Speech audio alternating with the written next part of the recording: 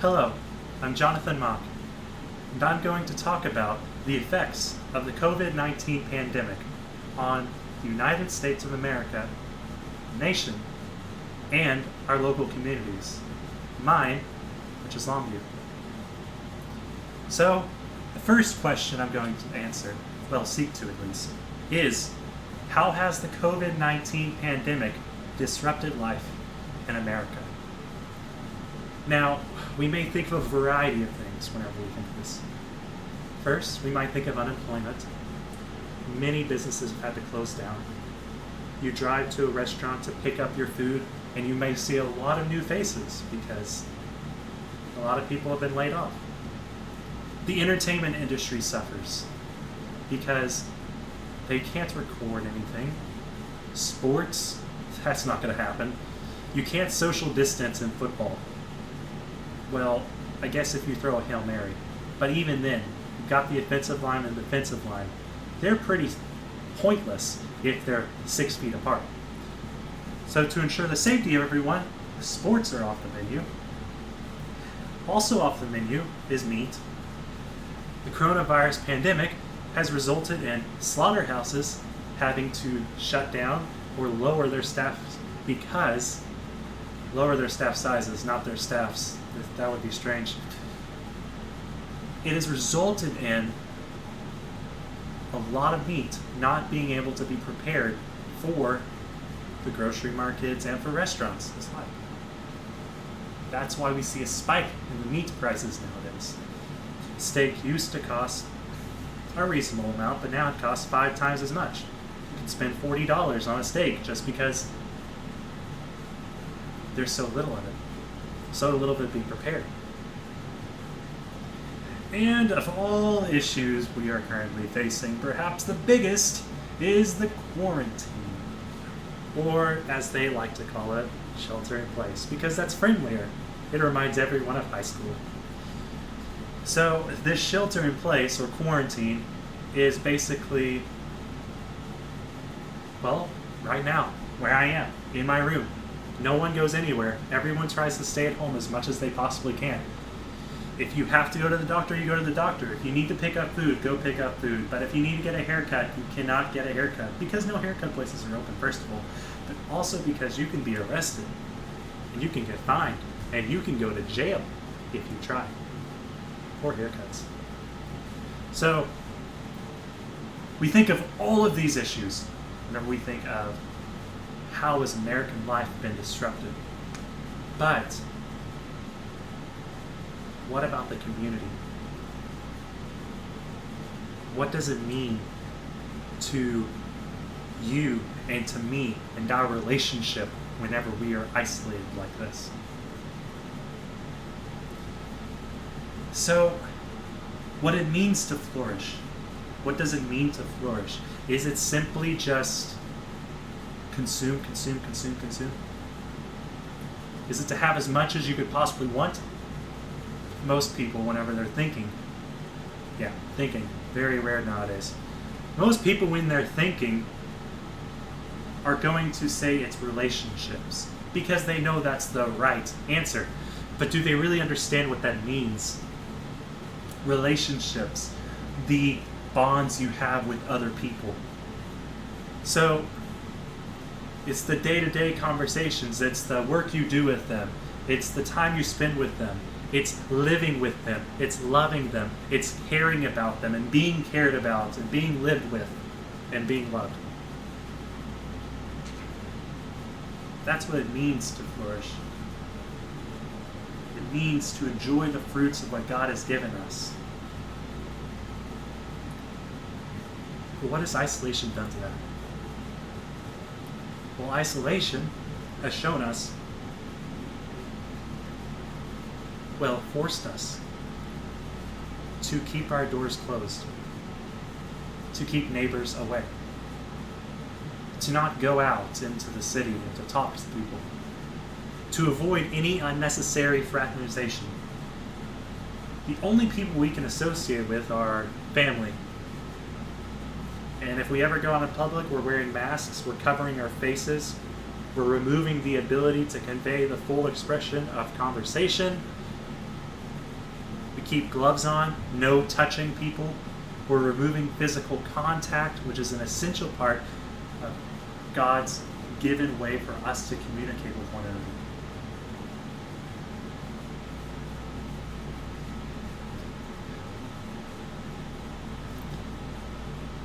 Furthermore,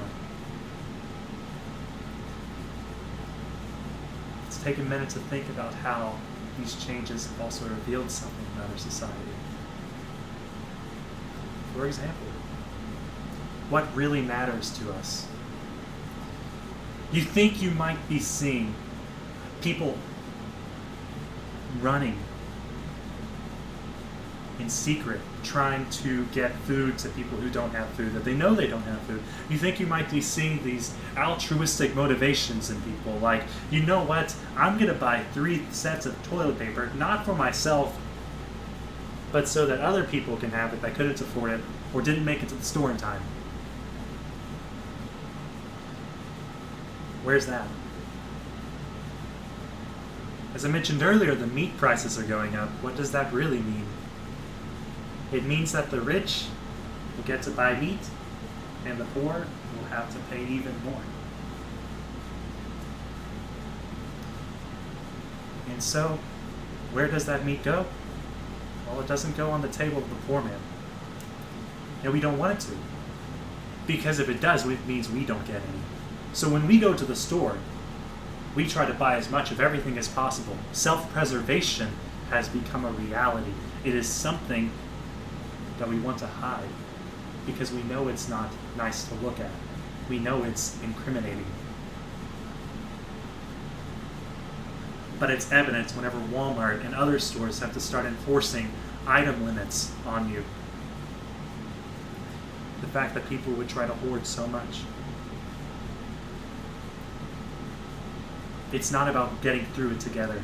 That's something we've learned about this in this crisis. We've learned that in our hearts, we don't care about getting through this struggle together. We care about getting through this struggle at all. And we're willing to do it as comfortably as possible, even if we have to sacrifice other people's ability to make it through it all. But there's also people who are out there trying to give stuff and to help people get jobs and to do exactly what they should do in this situation. But is that right? Imagine if I walked up to you on the street and I said that you need to go get a job because I looked at you and I could tell that you were homeless or you didn't have a job or that you looked like you were low income and you probably weren't working. Or I saw you at a food bank the other day and I'm like, oh, this guy, he needs help. So I go over to you and I'm like, here's some food and here's what we're going to do. So I'm going to give you some money. You're going to go buy stuff. And here, let me give you the steps to succeed, all right? Because you need to learn this. All right, there's a problem here that's hurting them. If anything in this time, more people are recognizing what it means to have little. Because everyone who was worried about having too little bought everything, and so people who weren't worried now are worried.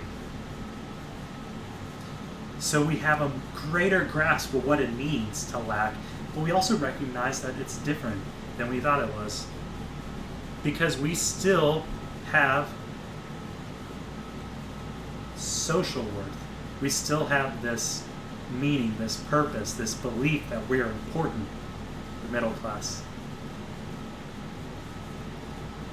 In the book, When Helping Hurts, we are confronted with the reality that to be impoverished does not mean to lack physical goods. It means to lack meaning and hope and emotional worth. And that results in a lack of physical goods. And so when we seek to, in a crisis, try to help people by reaching out and grabbing them, trying to pull them to where we are, through giving them stuff, because We think what they lack, that's what's causing their situation, so we're giving them that. We're just cutting the weed off at its head. We're not actually pulling the roots up. And so it's just going to lead to greater heartache and greater symptom treatment. It's just going to disguise the problem. So, how do we help one another in this time? Because we're limited in how we can interact with one another. We're limited in how we can talk with one another. I can't walk down the street. I can't drive my car to the park. It's not essential.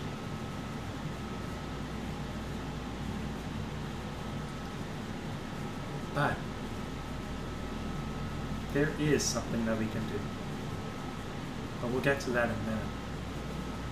First, let's ask the question, how has the COVID-19 pandemic affected Longview, which is my community? Well, many of the things that come and affect the nation have affected Longview too.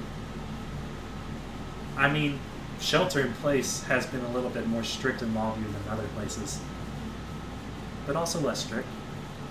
We can still go to the store, we can still go to the doctor, and we can still pick up takeout in restaurants.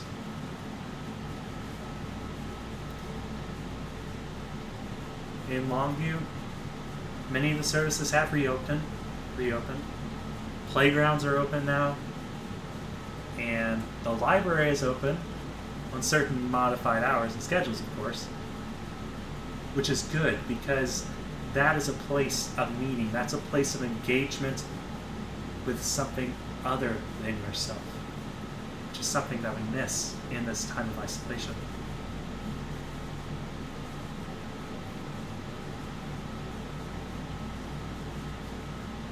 So,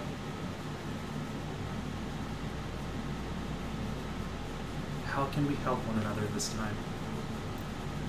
But also, how do we understand one another in this time? And what do we understand about ourselves? This is not only a time of self-isolation, it is also a time of self-reflection. I know that I've spent the past 2 weeks playing video games or doing homework. Those are the two activities. I spent time with my brother and with my sister, so I've been socially engaged enough to meet my social need. But have I been socially proactive? Have I been trying to figure out a way to live out what Jesus called me to do? To teach others, to serve others, to dwell with others. My father told me about a pastor who decided that he didn't care about the quarantine, had a service on Sunday and got arrested. Where is that a conviction? We do it to respect one another, but also let's recognize that this time has revealed to us that our communities are not as close-knit as we thought they were, because we took it as an excuse to not try, not just to isolate. We didn't take the bare minimum of isolation. We took the absolute maximum of isolation because that's what we wanted. That's what we're comfortable with. That's what we love. We love to not have to worry about the person next door. We love to not have to go down the street and look at the man who is sitting on his porch, which is broken, with a door that's hanging open because it can't close all the way, or a rundown house. We don't want to walk by that guy. We don't want to drive by the food bank and see all the people there waiting in line to get their food, to get their clothes, to get donations so that they can have a meal, so that they can live. We don't want to feel bad.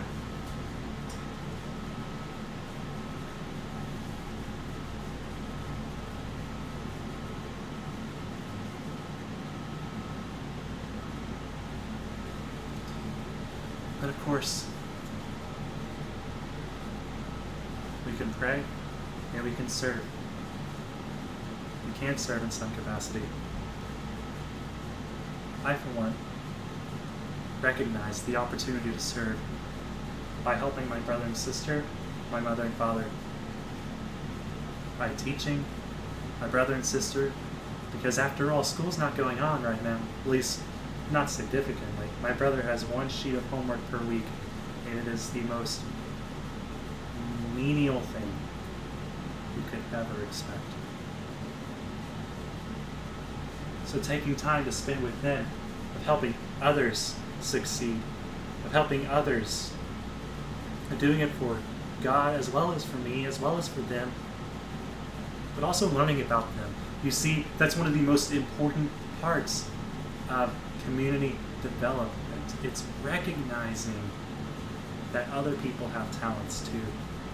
That's what's wrong with the approach to go up to someone on the street, assume what they're like, and then tell them, here's how to help you. Here's what you need. Let me give it to you because you can't do it on your own. Whenever we think of ourselves in this savior attitude, we're wrong.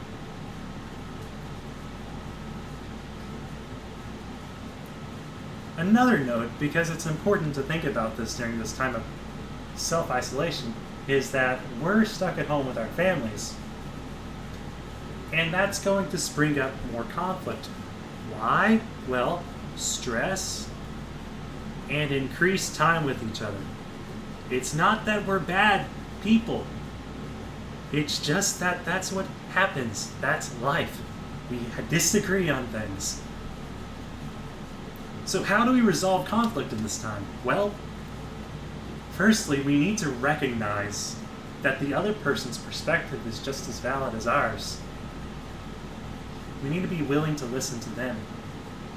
We also need to be willing to apologize whenever we do wrong. Sincerely apologize. Repenting of what we've done, expressing our regret. That is important. And then we need to work together to come up with a solution that will work. I mean, I have the benefit of having a desk in my room. It's a great blessing. I have a great workspace to do my homework. But I was taking an online course, and they mentioned how there might not be a place for you to work, and I didn't think about that. Where would I work if I didn't have my desk? But that's a perfect example for this conflict resolution technique. You have to ask yourself, okay, I need somewhere to work. So you go and you try to work in your living room or wherever you decide, and then someone walks in and you get into a fight because you're like, they need to leave. You're in the middle of recording a presentation for your Encountering New Communities 2 class, and then they get upset and there's this giant fight that breaks out. What do? Well, you need to apologize for your own person, recognize your own wrong that they didn't know. Or if they did know it, maybe they forgot. And by your true regret, your sincerity, they'll recognize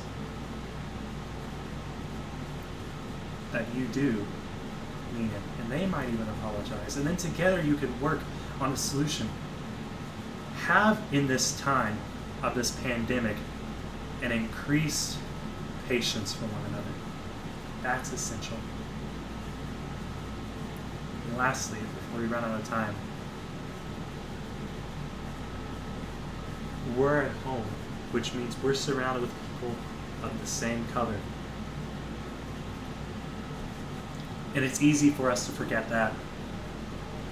Some of us say we're colorblind, others of us say that certain races are superior to others, and others just say, I don't care, you're making too big of a deal out of it. But racial reconciliation is something that we should still be pursuing even now.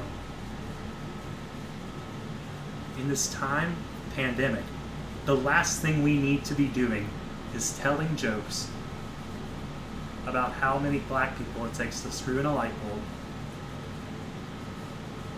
or how many Hispanics cross the Rio Grande. We need to take time to recognize that we are all people, learning about other people. We have the internet. We have so many resources. We can spend time during this pandemic teaching ourselves. Because you'll recognize that it feels comfortable almost to be at home. Even if it is strange, even if it's a lot of work, you feel comfortable about being with people you know, about being with people who are like you. And that is a little bit dangerous because it pulls us into a false sense, believing that everyone is like us. So take a time and try to learn and recognize that not everyone is like this. And don't let one of the disruptions of COVID-19 be that you start learning about how to help others, about how to resolve conflict, about how to love other races, and about how to pursue peace and growth and flourishing in a society. Because this peace, growth, this shalom is everything. It comes through living with one another, through dwelling with one another, through giving a steak to someone whenever they need it, whether wooden or meat, it doesn't matter. Or giving someone a ride to a doctor whenever their car's out of fuel because they didn't expect this to happen and there was no gas at the gas station when they went. Picking up someone's prescription for them, or talking to people over the phone. You see, we are still neighbors. We don't have to physically talk to each other, but we can talk to people over the phone, or over Teams, or over a variety of video chatting software. Don't forget that. Thank you, Dr. Liebengood. This class has been amazing, and I've learned so much.